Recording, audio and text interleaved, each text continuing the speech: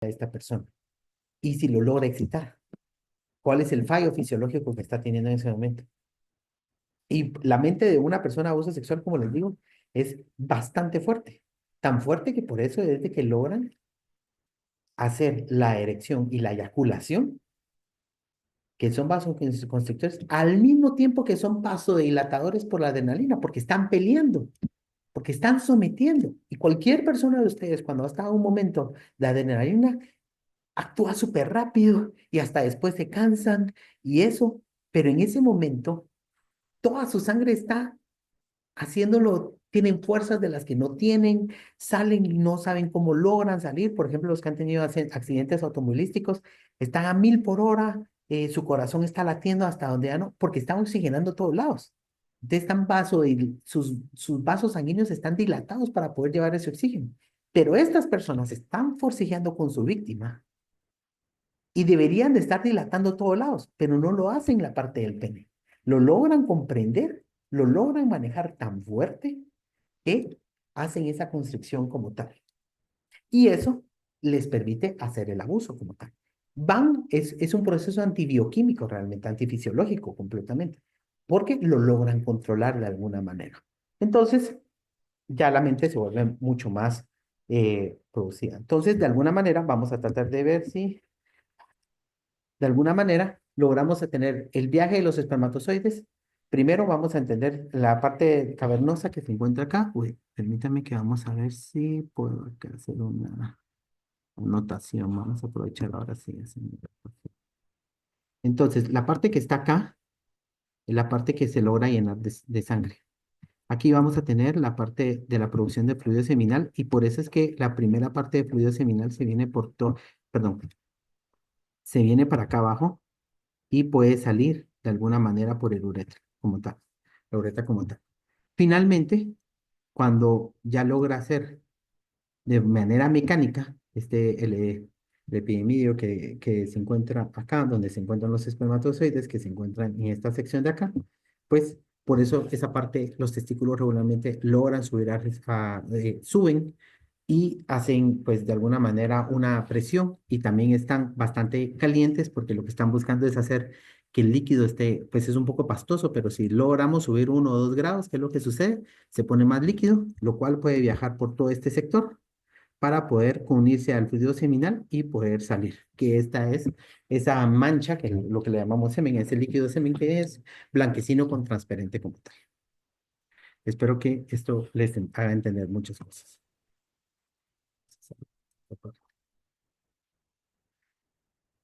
Entonces, de aquí nosotros obtenemos el perfil genético de los espermatozoides. Y dependiendo de cómo esté manejado esta parte, vamos a ver, voy a borrar esto. Voy a borrar esto. Excelente. Entonces, aquí es donde nosotros empezamos a mirar un poco la parte de saber cómo el agresor y la víctima y la parte del objeto como tal, el agresor, el lugar y la víctima, empiezan a empezar a corresponder como tal. Esto nos ayuda a poder saber, bueno, ¿qué es lo que yo tengo? Tengo semen, tengo fluido seminal, tengo células de sugilación, ¿qué es lo que está buscando? Y la genética forense, eso es lo que nos ayuda, porque prácticamente él llega a romper toda célula indistintamente y obtiene su ADN y va a decir quién estaba presente en ese momento.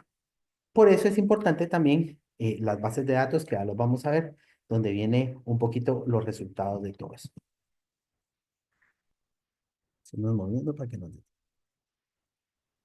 Entonces, nosotros analizamos todas estas regiones que están, de estos 23 cromosomas, la parte amarilla es la que vamos analizando. Tenemos desde el cromosoma 2 hasta el cromosoma 21 y también el cromosoma sexual. Esto prácticamente nos lo dice a través de unas reglas internacionales de genética forense que es para el Combined DNA Index System. Esto es un banco de datos genético que ya lo vamos a mirar y prácticamente nos dicen qué es lo que todo mundo está diciendo que, que debemos de tener. Por ejemplo, a nosotros cuando nos preguntan, en muchos lugares nos preguntan nombre, primer nombre, segundo nombre y muchas veces solo nos preguntan primer apellido. Con eso es suficiente para poder discriminaba a una persona. Si se recuerdan muchos, antes así sucedía en el pasaporte.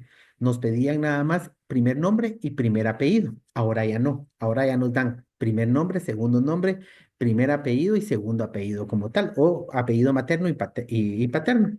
Y esto es para poder discriminar y evitar los homónimos que eran lo que antes nos hacíamos. La parte de genética también ha ido evolucionando, donde antes solo se requerían 13 puntos genéticos y ahora pues ya se exigen 21 y está en proceso de que posiblemente en algunos años ya nos estén exigiendo más puntos de discriminación. ¿Y esto por qué? Porque el mundo sigue creciendo, porque hay casualidades que debemos de controlar mejor y para poder discriminar más a las personas.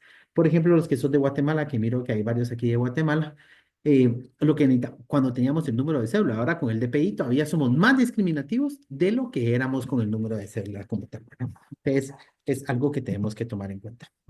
Entonces, al final, cuando vamos teniendo estos casitos, perdón, estos casitos, nosotros debemos de entender que hay muchos casos que se empiezan a dar a luz. Y vamos a empezar con el primero, que en este caso es ¿cómo se llama? El de los violadores del Roosevelt, donde teníamos al Nica, y eran los violadores de la Roosevelt, que es cuando al principio, específicamente, se agarran, creo que es a 11 personas, empiezan a agarrar a 12 personas, hacen la persecución penal, empiezan a crear esa estructura como tal, y finalmente, pues, se empiezan a dar cuenta cómo funciona la estructura que prácticamente empiezan a robar carros, detener para tarjetas de débito, cajeros automáticos, y empieza, ojo con algo, donde empieza el Nica, que era como él trabajaba, y como él trabajaba, pues él era una persona completamente depravada, ¿verdad?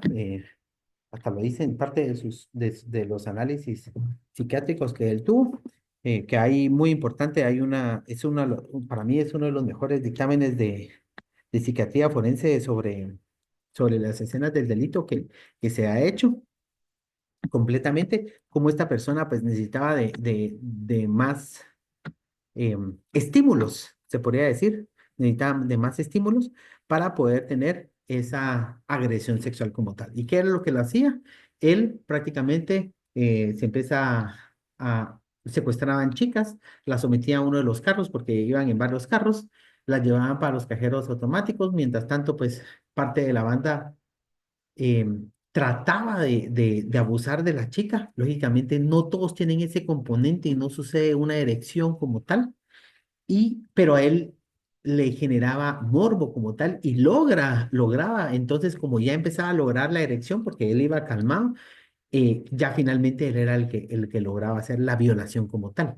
Los otros solo hacían la agresión porque les ordenaban en algún momento, o no sé, ¿verdad? No, desconozco, hacían la agresión según hay relatos como tal, y él era prácticamente la persona completamente eh, antisocial que lograba hacer como los demás también, ¿verdad? Pero antisocial en el sentido de que no encaja ese para nada, que lograba contener esa erección, lógicamente después una eyaculación. ¿Y por qué lo digo eyaculación? Porque todas las víctimas tenían semen, esa es la realidad, ¿verdad? O sea, habían espermatozoides dentro de cada una de las víctimas. Y esto pues lo lograba colocar ahí. ¿Qué es lo que sucedía? Por lo menos se le comprobaron alrededor de 11 víctimas aproximadamente, y eso pues se daba a raíz de cada una de las violaciones que se hubo. Como tal, aquí podemos ver al grupo que en ese momento pues estaban detenidos como tal, y pues a través de la fiscalía en algún momento eh, que se daban ahí, se hizo la toma de muestra para obtener el perfil genético. Finalmente, se pudo establecer de que existía una compatibilidad del perfil genético del sindicado con los fluidos encontrados en 7 de las víctimas específicamente. Ahí fue porque el perfil estaba completamente limpio, pero luego logramos obtener. Aquí tenemos una foto del Nica como tal. Entonces, definitivamente logramos, también se hubo varios peritajes, hubieron varios peritajes, por ejemplo, el de las motocicletas, que le había robado la motocicleta a un brasileño en Futeca de la zona 14, y le dejaron un carro robado de una de las víctimas, también cómo ellos pintaban algunos vehículos, y entonces de alguna manera, pues se podía observar esa parte. algo que casi no salió en la prensa, que es el caso de la banda de los psicópatas.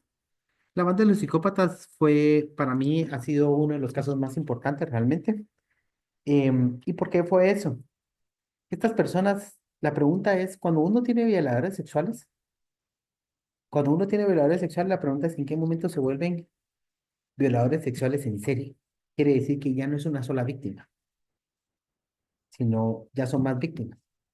La pregunta es, ¿cuándo un violador en serie se encuentra a otro violador en serie todavía? Que es más difícil como tal. ¿Qué quiere decir eso? Que los dos tienen la capacidad eh, mental de poder controlar, de tener ese deseo de agredir a una persona, excitarse y poder hacer las violaciones. Y en este caso, pues tenemos la banda de los psicópatas, ¿verdad? La banda de los psicópatas, al final, era una banda que fue sentenciada en Chimaltenango. Tienen entre 25 a 137 años de prisión aproximadamente, yo lo recuerdo muy bien. Y esta banda, creo que para mí fue, a pesar que no fue tomada en cuenta, pero para mí es el caso más emblemático que pudo haber habido en Guatemala respecto a la razón de crear el decreto 22/2017 del Banco de Datos de ADN para uso forense. ¿Y por qué este caso? Porque estos casos sucedía para muchos de los que conocen este balneario que existe en Chimaltenango, el camino a San Andrés, Tapa. em, Los aposentos, ahí hay un suceso, bueno, van a de los psicópatas o los micos, porque muchos le decían los micos porque ellos se comunicaban a través de gritos, ¿verdad? Y lo que sucedía es que capturaban a las parejas y prácticamente violaban enfrente de la otra pareja amarrada y cuando los escuchaban o los querían agarrar, pues se lograban huir. El problema es que en este caso, que son más de 3 años que fueron teniendo, se dieron un poquito más eh, se dieron ¿cuántos eran? Quiero mirar, aquí no aparece. Sí, ya me acuerdo. Eran un poquito más de 40 víctimas que tenían ellos. Eran más de 40 víctimas. Habían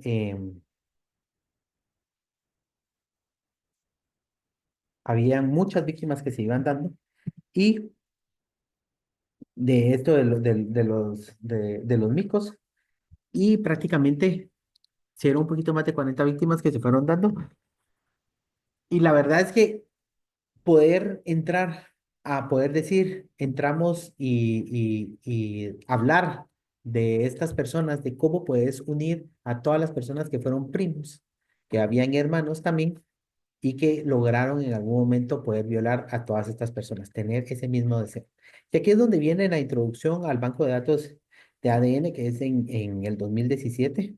Y esto es porque Guatemala recibe en algún momento, y esto está hablando más de Guatemala, que es mi experiencia, empieza a recibir CODIS y el CODIS lo empiezan a recibir en el 2014.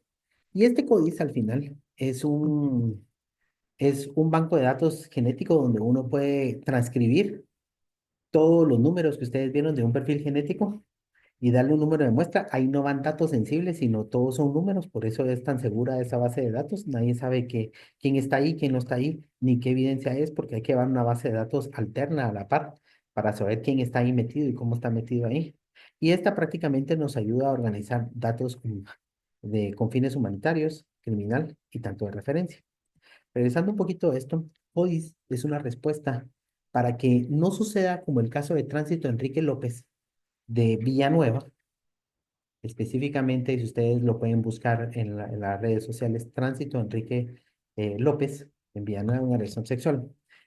Que ese caso en específico, lo que sucedió fue que las fiscales, los entes investigadores se dieron cuenta de puntos comunes.